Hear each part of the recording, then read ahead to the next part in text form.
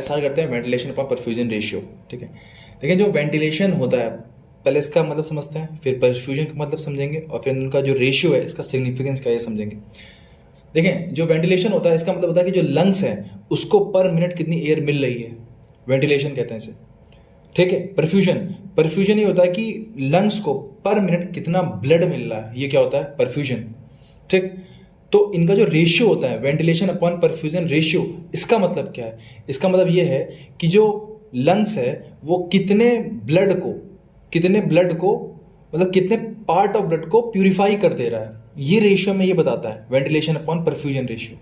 समझ रहे हो, वेंटिलेशन का मतलब गैसेस एक्सचेंज, परफ्यूजन का मतलब कितना ब्लड मिल रहा है, तो जितना ब्लड जा रहा है लंग्स को पर मिनट, उसको उसमें से कितने पार्ट ऑफ ब्लड को लंग्स जो है वो प्यूरिफाई कर दे रहा है। सिंपली यही क्या होता है वेंटिलेशन अपॉन परफ्यूजन रेशियो। हम इस रेशियो से बस यही पता कर सकते हैं। ठीक, अच्छा अब कुछ चीज़ें हम पढ़ते हैं, जैसे कि जो हमारा लंग्स है पहले उसके बारे में कुछ चीज़ें समझते हैं। देखिए मान लिया लंग्स है, ये उसका एपेक्स है, इसका बेस है। ठीक, तो जो चीज़ें वेंटिलेशन को इफेक्ट करती हैं वो यहाँ पे ये लिखी हुई हैं, और जो चीज़ें परफ्यूजन को इफेक्ट करती हैं वो यहाँ पे ये लिखी हुई हैं। ठीक, जैसे कि एपेक्स ऑफ लंग पे जो एल्विलाई होते हैं वो नंबर में वो साइज में बड़े होते हैं। ठीक, लेकिन लेस कॉम्प्लायंट होते हैं। देखो कॉम्प्लायंट एक अलग टॉपिक है, कॉम्प्लायंस ऑफ लंग। फिलहाल आप समझ लें इलास्टिक होते हैं। कॉम्प्लायंट का मतलब क्या समझ लें, इलास्टिक फिलहाल के लिए। ठीक, तो एल्विलाई बड़े होते हैं ऊपर, लेस कॉम्प्लायंट होते हैं, लेस इलास्टिक होते हैं, लेस वेंटिलेशन होता है उनमें, मतलब इन वाले एल्विलाई को हवा कम मिलती है, लेस गैसेस एक्सचेंज होता है, और यहाँ पर लेकिन यहाँ पर जो ऑक्सीजन का प्रेशर पार्शियल प्रेशर होता है वो ज़्यादा होता है एज कम्पेयर टू CO2। ठीक, याद करने वाली चीज़ें याद कर लें। परफ्यूजन देखिए ऊपर साइड जो हमारा जो हार्ट है हम लोग को उसको अगेंस्ट द ग्रेविटी पंप करना पड़ रहा है, इसलिए रेजिस्टेंस ज़्यादा होता है और ब्लड फ्लो क्या होता है एपेक्स ऑफ लंग्स पे कम। ठीक, बेस से बात करें तो जो यहाँ पे वेंटिलेशन में पढ़ाया था बिल्कुल उसका उल्टा, परफ्यूजन का बिल्कुल उल्टा। जैसे कि यहाँ पे एल्विलाई छोटे होंगे नंबर में, ज़्यादा कॉम्प्लायंट होंगे, ज़्यादा वेंटिलेशन मिलेगा उनको, ज़्यादा गैसेस एक्सचेंज होगा, लेकिन यहाँ पर जो PO2 होता है वो कम होता है और जो PCO2 होता है वो ज़्यादा होता है। ठीक, ये क्यों होता है अभी समझ लेंगे। और परफ्यूजन की बात करें तो रेजिस्टेंस कम होता है और ब्लड फ्लो ज़्यादा होता है नीचे में। तो नीचे वेंटिलेशन भी अच्छा है, नीचे परफ्यूजन भी अच्छा है। समझ रहे हो मेरी बात, सब कुछ नीचे अच्छा है, ऊपर कुछ अच्छा नहीं है। ठीक, अब देखो अब हम लोग पढ़ते हैं वेंटिलेशन परफ्यूजन रेशियो के बारे में। देखो तुम लोग को मालूम है, आपने पढ़ा होगा टाइडल वॉल्यूम के बारे में कि एक ब्रीदिंग में जो लंग है वो कितना गैस एक्सचेंज करता है उसे हम लोग बोलते हैं टाइडल वॉल्यूम। आपने पढ़ा था 500 ml होता है वो, कक्षा 12 की एनसीईआरटी में है। ठीक है, कितना होता है 500 ml। अब हमने ये भी पढ़ा था कि उसमें से 150 ml को बोलते हैं डेड स्पेस वॉल्यूम। वो कभी भी एयर का ये वाला पार्ट कभी भी गैसेस एक्सचेंज में यूज ही नहीं होता है, तो ये हमारे किसी काम का है नहीं है, तो हमने उसमें से माइनस कर दिया 150 डेड स्पेस वॉल्यूम, बचा 350। इस 350 को हम लोगों ने मल्टीप्लाई किया है 12 से, क्योंकि हम लोग 1 मिनट में एवरेज 12 बार सांसें लेते हैं नॉर्मल इंसान। ठीक, एवरेज, तो ये आता है हमारा 42 ml या फिर 4.2 लीटर। ये हमारा क्या है वेंटिलेशन, ये क्या है वेंटिलेशन।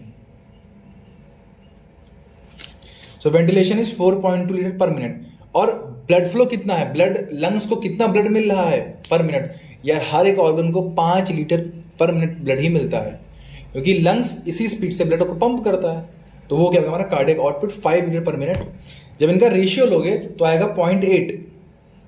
ठीक, इसका मतलब समझना इस 0.8 का, इस 0.8 का मतलब ये है कि अगर तुम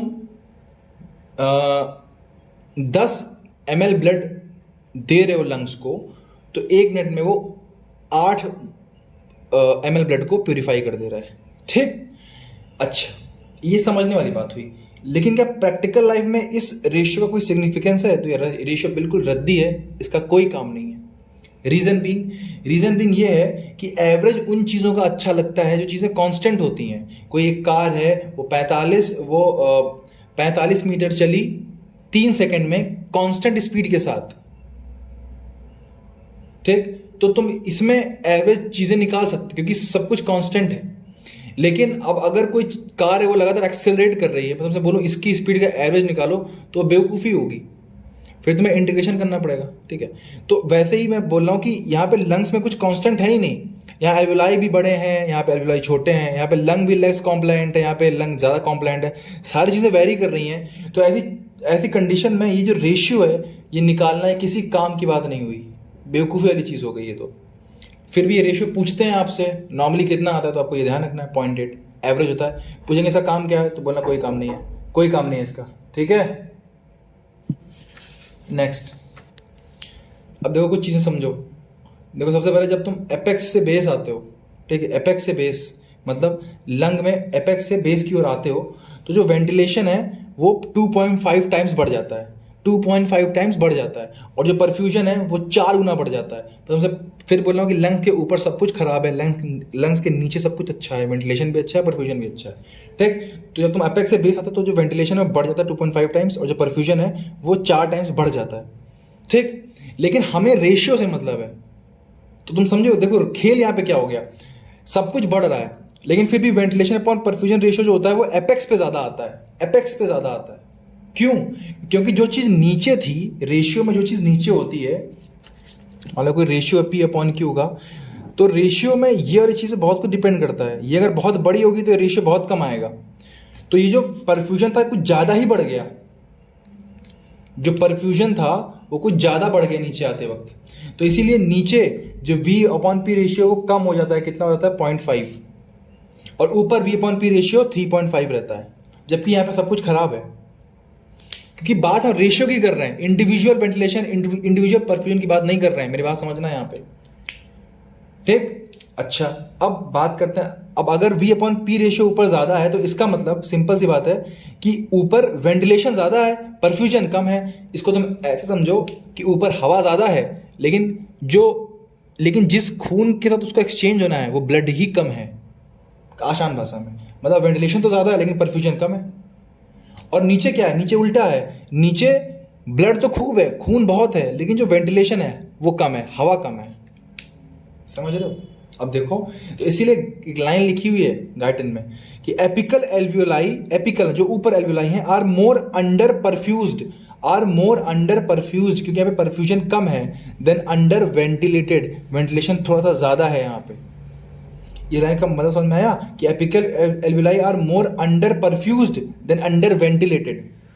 और यहाँ पे इसके लाइन लिखी हुई है कि basal alveoli are more over perfused, क्योंकि नीचे वाली चीज़ यहाँ पे ज़्यादा है, over perfused than over ventilated.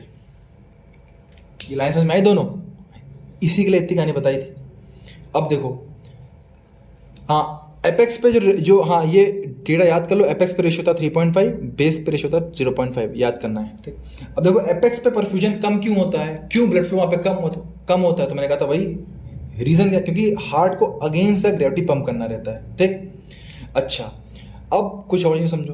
देखो एपेक्स पे क्या होता है, ventilation is not matched by perfusion, क्योंकि लंग्स के एपेक्स पे कौन जीत रहा है? वेंटिलेशन जीत रहा है। So ventilation is not matched by perfusion उसका मैच ही नहीं कर पाता, ठीक। तो इसलिए तुम सोचो कि ऊपर वेंटिलेशन जीत रहा है, ऊपर हवा ज्यादा है लेकिन खून कम है, तो क्या हवा वेस्ट हो जाएगी? अरे ये वही बात है कि शादी में खाना बहुत ज्यादा था लेकिन बाराती कम आए, तो यार खाना तो वेस्ट हो गया ना। तो क्या हवा वेस्ट हो जाएगी ऊपर? हाँ। और उस वेस्टफुल हवा को हम लोग क्या कहते हैं? Dead space, physiological dead space बोलते हैं। समझ आई बात? क्या होता है फिजियोलॉजिकल डेड स्पेस? वो हवा जो कि गैस एक्सचेंज में हेल्प ही नहीं कर पाई, वो क्या है? Dead space. बेस पे क्या है? बेस पे perfusion is not matched by ventilation, base पे परफ्यूजन ज्यादा है, perfusion is not matched by ventilation, ठीक। तो यहां पे क्या था? यहां पे बाराती ज्यादा है लेकिन खाना कम है, तो क्या बाराती बिना खाए ही चले जाएंगे? बिल्कुल। तो कुछ ब्लड बिना ऑक्सीजन लिए ही चला जाएगा, और हम लोग उसे बोलेंगे फिजियोलॉजिकल शंट। उसे हम लोग क्या बोलेंगे? Physiological shunt. कि कुछ ब्लड ऐसा होगा जो कि बिना गैसेस एक्सचेंज के ही चला जाएगा लंग्स से, उसे हम लोग क्या बोलेंगे? फिजियोलॉजिकल शंट, ठीक है। बहुत अच्छी बात है। अब आगे आते हैं, अब कुछ ज्ञान की बातें समझें। देखें, अब देखो, little oxygen is transferred from alveoli to blood and CO2 transferred from alveoli is also less. इसका मतलब क्या है? एपेक्स पे देखो क्या होता है, वेंटिलेशन ज्यादा है, हवा ज्यादा है, लेकिन खून बहुत कम है, हवा बहुत ज़्यादा है, खून बहुत कम है, तो क्या हवा के कैरेक्टरिस्टिक में कोई फ़र्क आएगा? खास नहीं आएगा, क्योंकि एक्सचेंज ही नहीं हो रहा है। हवा बहुत ज़्यादा है लेकिन खून बहुत कम है, तो एक्सचेंज हो पा रहा है ठीक से? एक्सचेंज हो ही नहीं पा रहा ठीक से।